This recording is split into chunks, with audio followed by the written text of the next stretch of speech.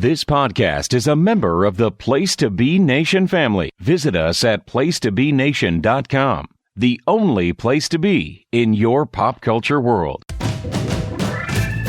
You are listening to Lucha Afterground.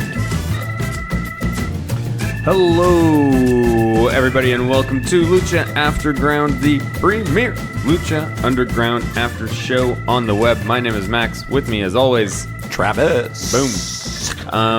As we do that intro more and more, I feel like Vampiro. With the way he does his intros. Yes. Long, sort of rambling. I'm doing his hand motions now. Yeah. What is happening to me? You've shaved your head. I shaved my head. Added some interesting tattoos. I'll call them interesting. A lot of tattoos. Joined the Guardian Angels. Picked up Krav Maga. Not the Guardians. Is that what it is? Yeah. Yes. Okay. Picked up Krav Maga. You gotta defend yourself. You've changed, bro. It's true. It's true. Sometimes I say I love you, and sometimes I say I love you more. Great Vampiro work today. Yeah. Speaking of Vampiro, I guess, how do we normally start this thing? News and notes? Yeah. Anything? Well, we can say that we've put pen to paper. Well, we shouldn't say anything just We can yet. say we've put pen to paper. Okay. I'll just stop it at that. We're just continuing to tease. It's an interesting development that we've been teasing for weeks. It marches on, gets closer and closer to reality. So close. Can't wait to reveal what that is. But pretty exciting stuff. I think. Are we hyping this up too much? Well, it could be if it falls through. We are definitely hyping it up too much. What we should say? What would some people be thinking we might be talking about? We should tell them that's not what it is. We're not going to be on Lucha Underground. No. And Dario Cueto is not coming to the studio anytime soon. That's true. But it's still exciting. It's still exciting development. Other than that, though, news and notes. Well, I had an extended callback today. I was telling you when I came here. Professional actor Travis was in the room for a good 20 minutes for a product. They don't usually give you the product, but this one may or may not be Bagel Bites. Pretty exciting. It could be pretty cool if it was. I just know it's something that comes out of the oven and it's bite size and it's hot. Yeah. Could be tater tots. But hopefully it's Bagel Bites. Yeah. Bagel Bites is obviously putting in some kind of big marketing push at the moment. Otherwise, they wouldn't be involved with Lucha Underground. So they're receptive to you call that a big push. Yeah, for sure. Okay. I wonder who called who. Did Bagel Bites call Lucha Underground, or did Lucha Underground call Bagel Bites? My guess is they might have just happened to be at the same restaurant at the same time. That's my guess. I don't think it was like, we got to get Bagel Bites. It's just somebody like, oh yeah, well, we're looking to expand our marketing campaign. Is it McCain's or? I think McCain is just Canadian. Oh, okay. Who does Bagel Bites? It's probably Procter and Gamble. Yeah. Probably Monsanto. That's a long answer. Right. It's the order. Yeah. Keep going up the order. All right. Well, that's that. Let's get into the episode. Most importantly, violence! Lucha Underground, Season 3, Episode 30. Start with the recap. Worldwide Underground, talking with Dario Cueto, Tejano, and Brenda. Mil Muertes and Katrina with a little bit of Jeremiah in the shadows. Yeah, and we get our last night with our friends ECNO. And it's good to see. I think Vampiro gave him a nice little salute there for it. So we will be getting somebody new next week. Bring back the chimps. Please no. That leads us to a medallions match. So here we go. We are not skipping over the fact that Vampiro was wearing an El Rey Network t-shirt. I'm not going to retread this again and again and again. But instead of complaining, I'm going to offer some solutions. Okay. How about at the end of an episode, you cut to a boardroom at the El Rey Network, and they're sitting around and maybe they're arguing. One person is like, "We cannot. These are criminals. Yes. We can't be broadcasting this." Yeah. And then Robert Rodriguez is like, "We don't know that they're criminals." Like, I don't ask, don't tell. Yeah. Don't ask, don't tell. Something like that. Okay. Then I would I could deal. Anyways, one of them wants a shirt. Is that okay? Yeah, is that all right? Send them a thing of shirts. Or just have one time they cut to Dario's office before maybe the Worldwide Underground comes in, and Robert Rodriguez is there talking to Dario, and they're signing a new agreement. And be like, all right, 15 more episodes, but you're telling me this is legal, right? And then Dario's like, of course, of course, or like, maybe back to that boardroom. Criminals, maybe not. But you know what isn't criminal? The ratings. That's right. Yeah. Oh, I love it. Yeah. Then it's all fine. Then El Rey t-shirts all you want. Yeah. But my God. Yeah, okay. Vampiro. Well, come on, man. We've come up with a possible. Maybe that did happen behind the scenes. Maybe it'll be on the DVDs, the deleted scenes. Anyways, we get a medallions match. So this is good. 3 medallions being given out in this trio's match between Saltador, Paul Onion, and Mala Suerte with the rabbit foot, wearing it with Paul Onion. Paul London. Okay. I like Paul Onion. Yeah. It seems like that seems like that'd be like the Garbage Pail Kids version of Lucha Underground. That would be fun. That'd be a fun game. Come up with the Garbage Pail Kids versions of all the characters. Prince Poopa.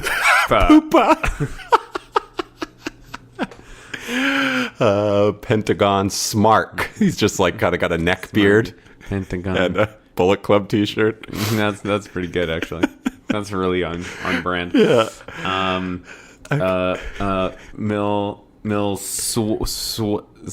Muertes Mil Sweat. For some reason I want to say Sweaties. I don't know. Sweaties. Mil Sweaters. PJ Whack. Yeah, PJ. That ran out of steam real fast. Just like Garbage Pail Kids. No, hey, they're still making Garbage Pail Kids. That's crazy. They've still got a devoted following. That bit peaked with Prince Poopa. Yeah. Anyways, these 3 are taking on Taya, Ricky Mandel, and PJ Black. Jack Evans is there with a rebus, which we had to freeze frame. That's right. And it's Pendejo equals the believers. Pendejo. Mm-hmm. So we did a little bit of research. Mm-hmm, because we don't speak Spanish. No. I was surprised that Vampiro didn't pick up on it. Because he does. It was up there pretty quick, too. And it was a little like we you did really have to freeze frame. Yeah. But what does it mean? It means a stupid person. Pendejo. Pendejo. Pendejo means a stupid person. Mm-hmm. So he's insulting the believers. I didn't think it was complimentary. No, I kind of figured. So Saltador starts with a little dance. I thought it was pretty funny. It's him and Taya to start. And she calls him a pervert after he pushes her off on the butt. These guys, the Rabbit Tribe, I've never felt like have been portrayed as sort of pervy. No. This, for some reason, in this match, it kind of came across that way. Had they been involved in intergender before? I don't know. That's an interesting question. Yeah. No, I don't think so. Yeah. So maybe that's it. Maybe they've been these. When you think about rabbits, right? Want to fuck like rabbits. That's right. Right. Wow. So maybe it makes sense. Sorry for the colorful language. Just saying.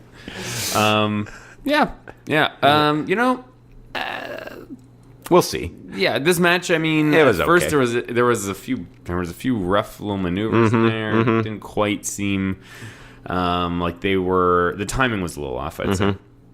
But Paul London, always fantastic, and this is probably the most personality we've seen out of Saltador as well. Sure. I mean, I don't know. There wasn't. I don't know. What any lingering thoughts from this? From you? Standout was, I mean, they did their circle spot again around Ricky Mandel, which didn't really do anything for me. But Saltador had that fun little flip spot off of the apron where we went from the side. That was pretty cool. That was really good, yeah. And Paul London hitting that moonsault for the win was pretty good, too. That was a beautiful moonsault, absolutely. Oh, they mentioned that Ricky Mandel was a recent DeVry graduate. Now, I missed that. Yeah, That's funny. Is that a shoot? What is the DeVry? I know that for it's some just reason. like community college. Community it's just college, like, okay. like, go to get a certain trade, right? I think it's meant to be, if it is a shoot, it is, but I still think it's meant to be kind of a subtle insult kind of thing. That he's not particularly smart. And he's like, we're a DeVry graduate. No, you know what I mean? Like, not a lot of competition. Yeah. School. It's like, it may as well be clown college. I'm not saying, I apologize to any DeVry graduates out there. I'm just trying to put in the context of what I believe to be the context of that line. Yeah, so it was okay. But we got three medallions awarded to all the members of the Rabbit Tribe. So they will be in... that gives them... I'm assuming that'll be their Ultima Lucha Trace match. Eventually, if these other medallions should be given out in the next... There's 7 in total? 6 or 7. Yep. 7 in total, so that's 3. So there's 4 more still out there. Right. I can see, no disrespect to the character of Mala Suerte or Saltador, but I don't really see them as potential Gift of the Gods champs. But Paul London, very much could be. That could be a nice little thing for him. Elevate his character, make him a little bit of a threat, give him that Gift of the Gods championship. Could be fun. Yep. Next, we see old Agent Benji's with Worldwide Underground, giving the losers another chance, basically. Johnny Mundo says, you guys need to step up. Benji says they need to run off for some photo ops. He's like, not more sick kids, is it? It says something about him having a heart of gold. Yeah, whatever. How do you think the story of the Agent is going to play out? Is it going to cause a rift? I think so. Between Lucha Underground and... I think there's already evidence of that. Yeah. He's kind of getting the special treatment. And do you think we'll end up seeing maybe a lonesome Johnny Mundo? Quite possibly. Yeah, with no gold. Like, he's lost his friends and he's lost his gold. I think that's kind of how this rock bottom. Yep. Hits rock bottom. Rock bottom. Could be an opportunity for a face turn. Sure. Yeah. Maybe. I prefer him as a heel. Me too. He really started as a face. Yeah.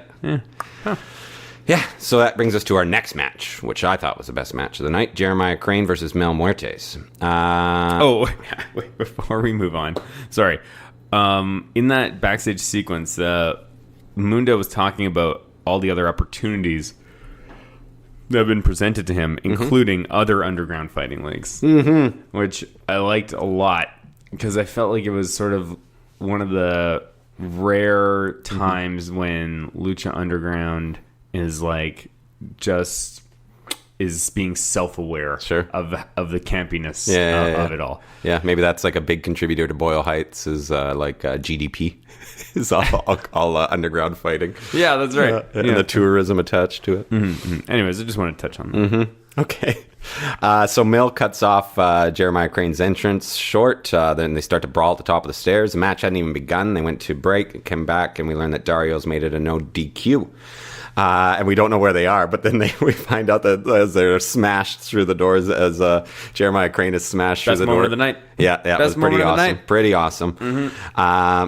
Mil Mertres grabs Jeremiah Crane atop the office, kind of teases they're going to throw him off, but ends up back into the bleachers. Looks like Jeremiah Crane may have used a purse on... I'm not sure what that was. Yeah. Happened so fast. Yeah. And they finally head down to the ring. There's really good heat here. Jeremiah Crane tries to hit a tope that Mil no-sells out to the ring. And then Jeremiah Crane is thrown into the seats. Nice kick exchange between the two, setting up that gross spit spot before he dropped. I think that was just extended. And like, how does a man have so much saliva at one time? It's so gross. It was so gross. It's got to be genetic, and that's why he started. He probably didn't even realize he could generate that much phlegm until he started wrestling. And I'd like to move on. I'd like to move on. This is kind of grossing me out as we talk about it. That would be my one question, though, for our upcoming segment, One Question With. I'd be like, how much? When did you realize you could create that much spit? Oh my God! Enough. Are you really? It really grosses me out. That shit really grosses me. It's so gross. Wow, gross. You guys, you have no idea what I'm looking at here. He is squirming. This is legitimate. This is not a bit. Anyways, Jeremiah Crane is thrown into more seats. Mil Muertes throws some chairs into the ring. I should mention Jeremiah does his lap, but Mil Muertes catches him with a nice spear. Notice Jeremiah Crane didn't quite have the same speed he usually does when he's on the offense when he got caught there, which is kind of protecting himself there, probably for the best. Sure, and they didn't call the spear the Trident Sweeper either. No, you're right. Yeah. It wasn't. I don't think it was quite. It was just more of like a kind of catch into a tackle. Anyways, when they get into the ring and Mil Muertes sets up those chairs sitting upright, and you see that nasty drop onto the top of the chairs. I don't know how that's not a potential for a career shortener. When he set up the chairs sort of like standing, and they dropped him on him like they were like impaling him on a pike or something. That was I injured my back recently. Yeah. And let me tell you, it sucks. Yeah. constant discomfort. Mm-hmm. And when I saw that, it was just like... Flashbacks? Oh, yeah. Absolutely. Just awful. Really I don't nasty. know how these guys don't have serious back problems constantly. Yeah. I injured my back, Travis, in my kitchen. Yes. It's always, whenever you hurt your back, it's always the dumbest thing. I thought I left a thing of paper towels on top of the cabinets, and I couldn't see that high, so I just leapt straight up. Uh-huh. And when I landed, it was like somebody lit a match in my back. Oof.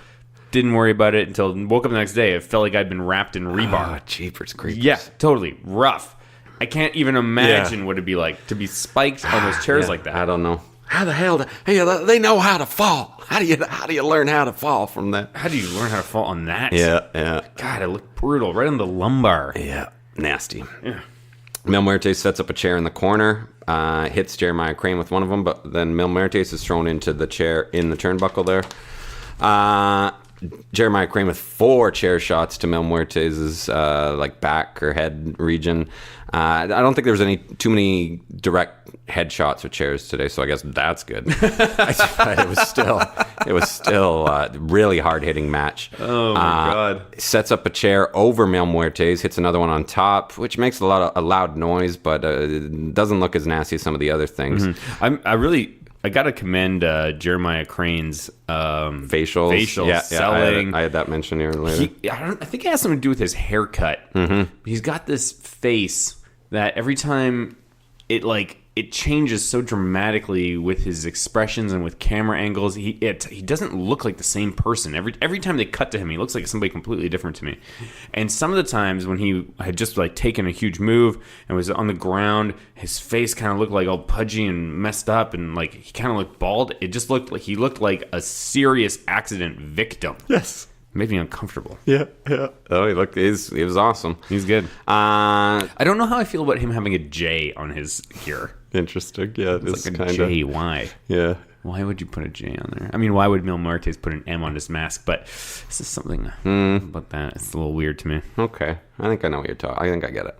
That's when we saw that really great fan reaction when he hits the chair. Never seen anything like that. That was pretty funny. I think I saw a GIF of that online. Oh, good. Before this, Jeremiah Crane sets up a table, and before he can really get going, Mil Muertes hits that awesome spear through the ropes that kind of lands on the table, but not really. Just another crazy spot. But and if they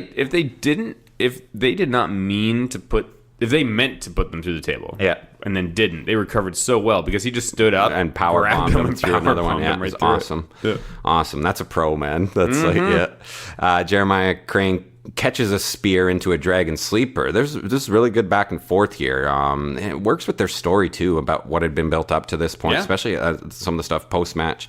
Mil Muertes fights back, choke slam for a near fall. Jeremiah Crane running kind of cannonball into the corner, barely breaks the table in the corner. Yeah, like I said, another near fall. Finally, Mil Muertes catches Jeremiah Crane off the top to hit the flatliner, nasty flatliner for the win. I went 3 1/4 on this. Hard-hitting, believable violence, and I think some of that sloppiness helped because of how hard-hitting it was. Totally, I love that. Yeah, yeah, absolutely. Anytime, if there was any. There were times when you some of the moves were just maybe weren't as accurate as maybe they wanted to be, but they recovered so well that it made the whole thing just come across as more authentic and more of a brawl. I loved it. That was a great match. Me too. Post match, Katrina enters instead of the lick, gives a tongue kiss to Jeremiah Crane. How did that make you feel, knowing how much saliva Jeremiah Crane?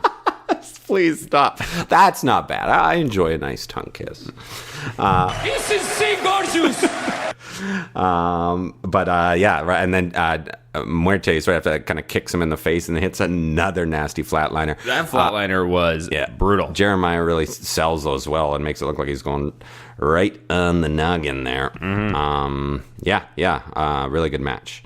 For sure. This would be a great time to take a break and hear from our friends at Place to Be Nation. Promotional consideration paid for by the following.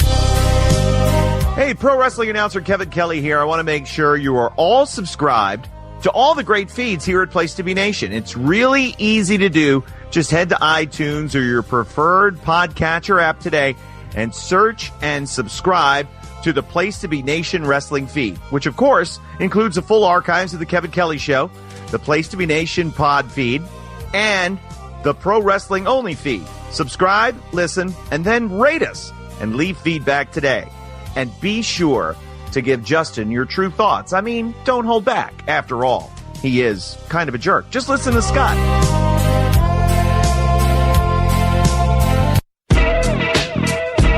Place to Be Nation's JT Rosero and Chad Campbell here. We want to let you know that we have a ton of great podcasts available to you on iTunes, Stitcher, Google Play, and PlaceToBeNation.com, and we offer those to you on 3 great feeds.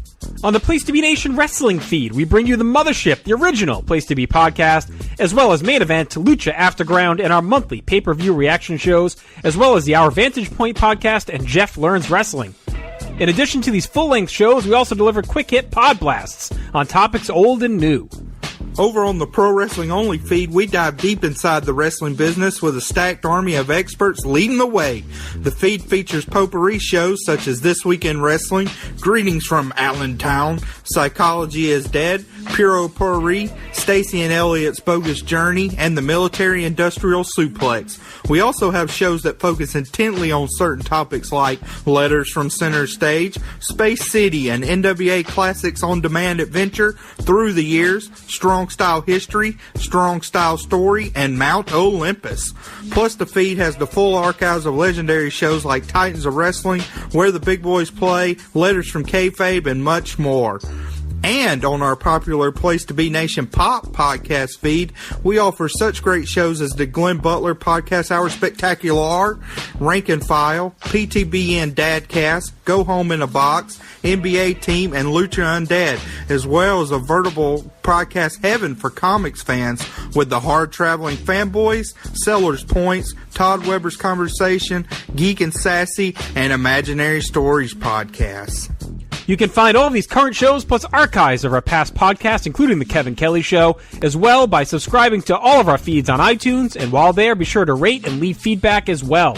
All of these shows, plus others, available on PlaceToBeNation.com, where we cover pro wrestling, sports, movies, comics, plus in-depth stretch projects and more. Be sure to support our site by using PlaceToBeNation.com/Amazon when shopping online, and download our free PTB Vintage Vault Refresh ebooks via the links on our site. We also want to thank our friends at Bonehead's Wing Bar in West Warwick, Rhode Island, and Fall River, Massachusetts, TheHistoryOfWrestling.com, and Scott Keith's Blog of Doom. Be sure to follow us on Facebook, Twitter, Instagram, and Tumblr as well. PlaceToBeNation.com, the only place to be in your pop culture world.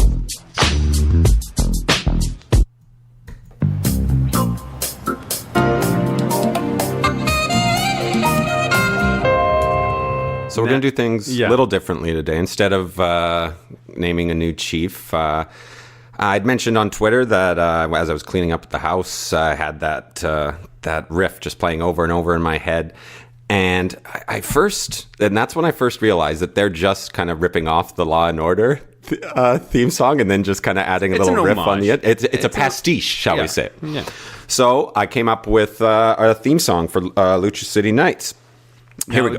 Do you sing it to the soundbite? I think you'd need to make... I don't think it's going to work if you keep hitting it, because it goes through like 4 things of it. If you want to try to time it for the last line... No, I think it will get... I think we'll just leave it. We'll just leave it. Now, you guys know the general tune, but... So Travis is going to sing a song. The not just any song. The theme song for Lucha City Nights. All right, take it away. There's no law and order, not in our days nor in our nights. Luchadors and luchadoras running wild through Boyle Heights. We got Chiefs Ryan and Cortez reading you your rights. It's not law and order, no, it's the Lucha City Nights. Boom, boom. Pretty good. I think so. I think so. Nice. Get some synthesizer in there, and some boom, electric boom, drums. Boom, boom, boom, boom, boom. Yeah, could be good. Who knows? Violence. Okay. Yes. Well, this is gonna be a short episode at the rate that we are going. Yeah. Yeah. I mean, I didn't have a lot of notes for this last one. What do you want to talk about? Life. A life. Max has got some this time next week. Things that Max is gonna be sweating. His heart's gonna be pounding. That's right. This in 7 days. This time, 7 days from when we're recording it. Recording this, we will be 9 minutes into my wedding ceremony. Pretty exciting. Mental. Pretty exciting. So that means I might not be here next week, but Travis has got some ideas for what to do without me. You're going to speak at the wedding? If you'd like me to. Yeah. I asked you at the bachelor party, but you probably don't remember. Yeah. Okay. Yeah, you just tell me what direction you'd like me to head in, and I'll go there. You got 5 minutes. Do whatever you want. Okay. Yeah. Maybe I'll just run over this next match. This episode. Yeah, this whole episode. Sure, totally. All right, I'll just sing the theme song to Lucha City Nights. God. So our next segment after we come back is Dario Cueto's office, and enter FBI agent Winter. He said his last name was, I think. He says they have similar interests. Here we learn that Dario didn't know about Delgado getting the old face smashy. And this FBI agent says he's Delgado's replacement. And he mentions here, we first hear the order. Like it sounded like it's the people in charge. They mentioned our friend in the limo. I think that might hurt your time traveling Cage thing, because they do refer to Cage as a separate entity. Yes. In this conversation. Yes, this is true. I don't want to break your heart here. I know. I begin to think more too, when you talk about, when in the final scene of this episode too, they talk about how gauntlets are the way for gods to enter this realm. There you go. So I would think that the guy in the limo has another gauntlet. Is because he's got that hand. He's got the metal hand. He has a gauntlet as well. So he's already one of them. And then Cage is going to become one, maybe. And then we can expect more madness, more face smashing and eyeball squishes. That's right.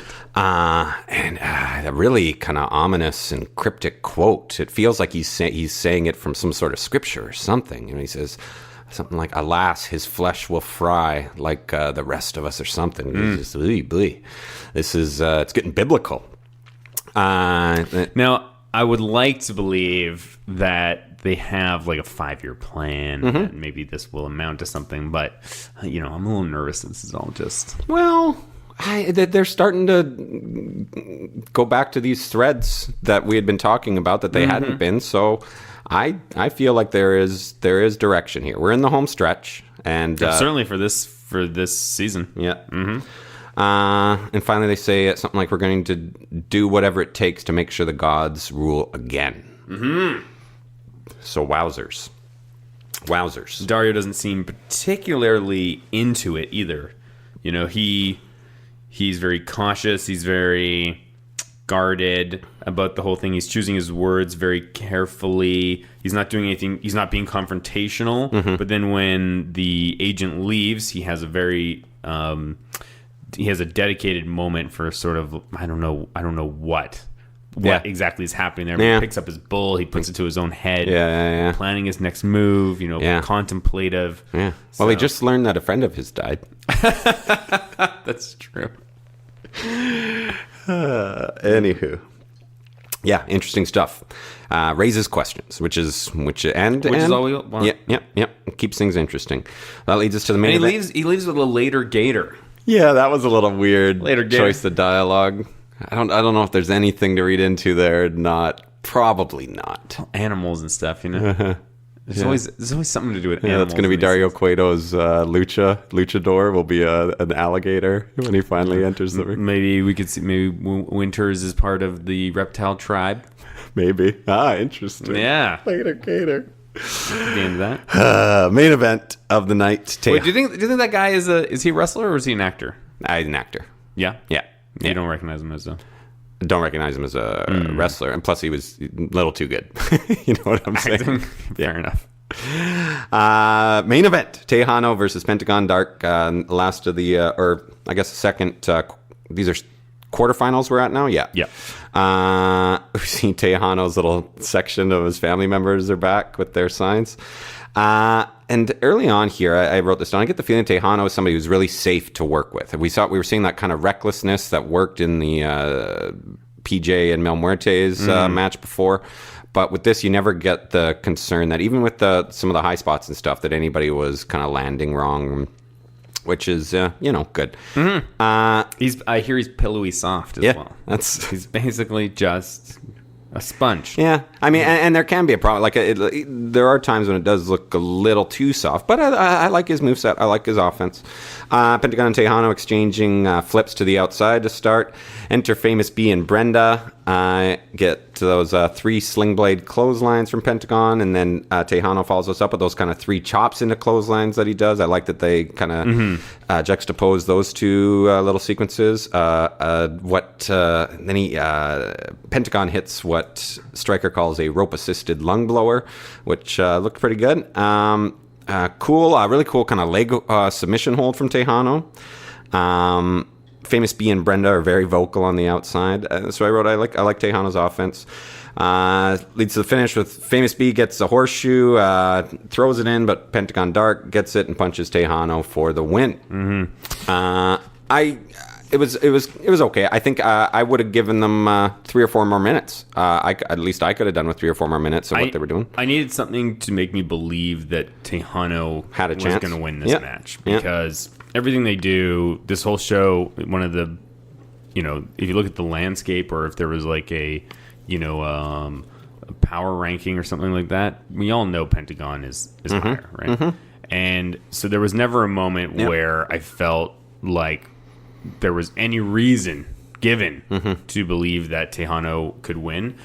Maybe that's what they were trying to do with the Golden Horseshoe, but it came a little too late. It came in late, and it went right to Pentagon, who just picked it up and smashed Tejano. Yeah. Why not? You can insert a variable like that into a match, and then you can play with it a little bit more with people's expectations. Tejano has it. Somehow he loses it to Pentagon, and then he gets it back, and then Pentagon somehow gets it back, and then Pentagon uses it. That's what I said. If we could give him a couple more minutes, I think we could have had a bit more drama here.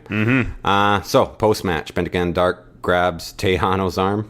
Famous B comes in his great cowboy voice, saying things like, get! Famous B is doing a great job. I agree. Let's talk about great facials. So when Pentagon grabs Famous B's arm and snaps it, that's when we see some great facials and a really good arm sell, the way he had his arm kind of twisted around. Yes. Famous B. And Brenda goes to tend to Famous B, and I'm like, oh no. Pentagon Dark comes back and breaks Brenda's arm. Oh my God, bro, he could have killed her. So an unsettling scene to leave the ring, because she was not selling as much, and there's something about that makes it a little more, kind of ooey. Yeah. She's so pretty, and she's so pretty.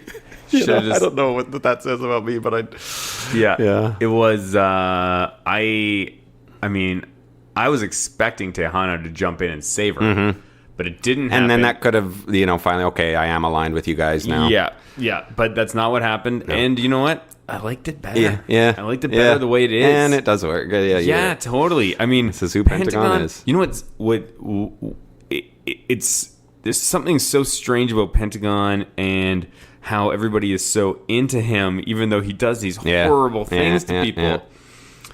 And his catchphrase, is like zero fear. He really does operate with zero fear. Zero scruples, I'd say. Well, yeah, I mean, he's got zero fear. Scrupulos. Zero fear of the consequences of, like, what will the crowd, how will they react if I break Brenda's arm? Or who's going to come and avenge Brenda? I don't care. He's looking for those pops. He's like, I don't know. I mean, kayfabe-wise, is this guy. Both. I think it just works in both ways. It's just he just does whatever. He's a horrible person. He is. And they love him for it. Yeah. And then, I guess I'm okay with that. It's like Kevin Banner said the other day, you'll get pops for doing things that are new, right? So as a true heel, you can't be an innovator in a way, because people they'll love you for doing something new. And I think that just having the gall to go and break Brenda's arm is, even though there's no way a good person would do that, but it's just something that nobody would ever have expected or can believe is even happening. Yeah. And because they're breaking through that sort of taboo, it's new. Yeah, you see, I gets the pop. I see somebody like Elias Sampson is doing something new, but it's not excessively violent, and he's getting real heat.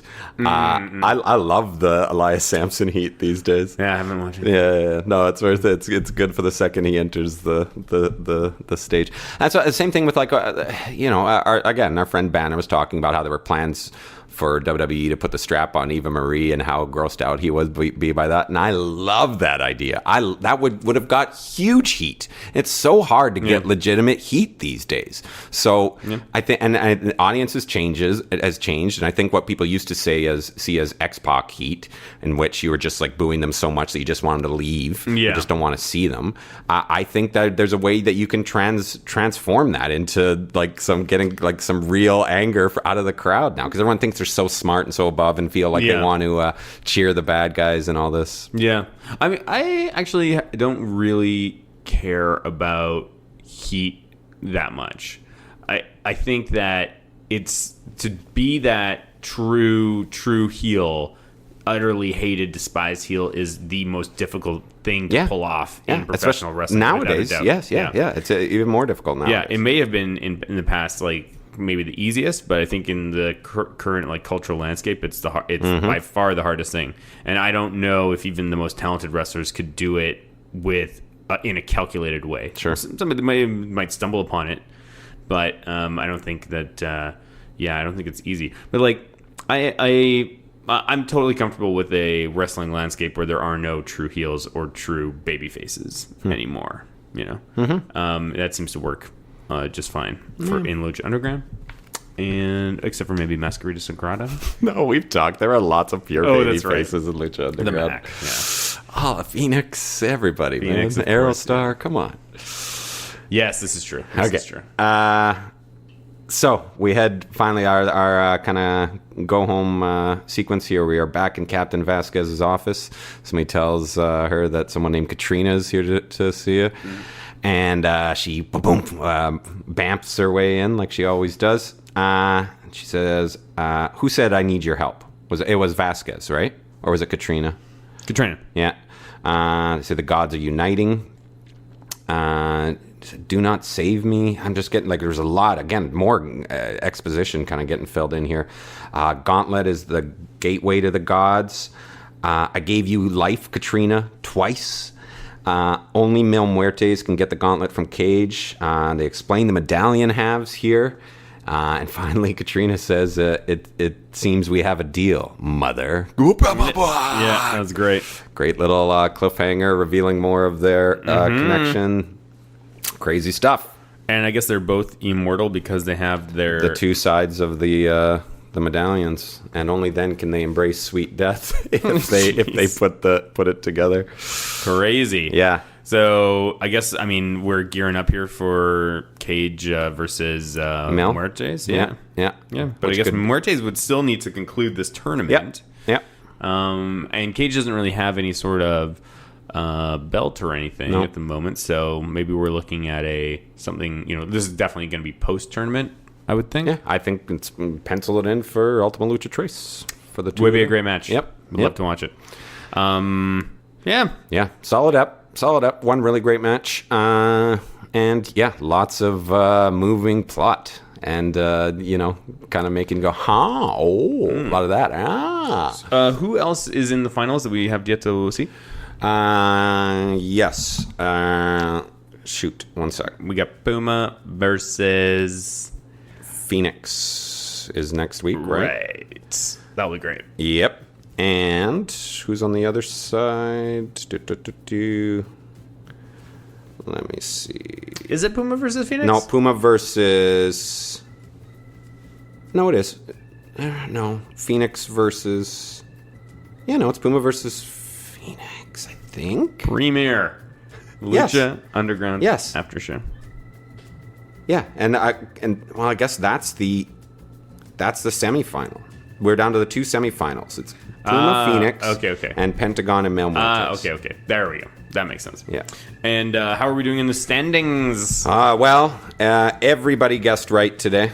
So no movement. These were the big ones. Were these 4 points or 2 points? Oh yeah, no. Each of these was 4 points. Mm-hmm.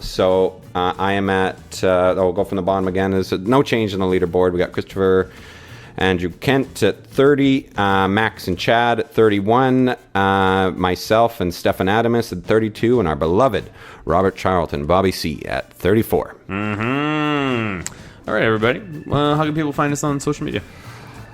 On Twitter, search for @Lucha_Afterground, or just search for Lucha Afterground. Follow us, follow Place to Be Nation network, or look up placetobenation.com, wherever you find your podcasts and all that kind of stuff. Keep tell your friends. All right.